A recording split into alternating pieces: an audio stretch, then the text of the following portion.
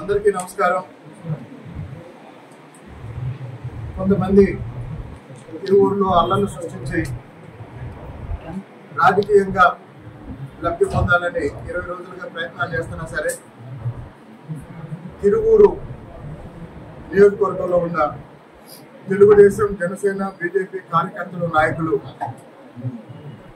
ఆ అరాజక శక్తుల్ని విజయవంతంగా నియంత్రించి ఎంతో ప్రశాంతంగా ఈరోజు తిరువూరు నగర పంచాయతీ ఎన్నిక పూర్తి చేసుకోవడం జరిగింది.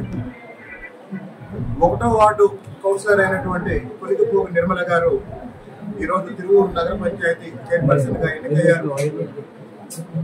ఎంపీ గారి నాయకత్వంలో కౌన్సిలర్లందరూ సహకారంతో నిర్మల గారి నాయకత్వంలో తిరువూరు పట్టణానికి సంబంధించిన మాకు ఎంపీ గారు చెప్పింది ఏంటంటే తిరువూరు పట్టణం ఎదుర్కొంటున్న 4 ప్రధాన సమస్యల మీద దృష్టి పెట్టి పనిచేద్దాము. 4 సంవత్సరాలుగా అడ్రస్ లేని అభివృద్ధిని రాబోయే 4 నెలల నుంచి 6 నెలల కాలంలో ఒక టార్గెట్ పెట్టుకుని పనిచేద్దాము. అందరికి అవసరమైన నిధులు కేంద్ర రాష్ట్ర ప్రభుత్వం నుంచి గౌరవ ముఖ్యమంత్రి గారి నాయకత్వంలో సహకారంతో సాధిద్దాము అని మాకు ఒక లక్ష్యాన్ని నిర్దేశించారు.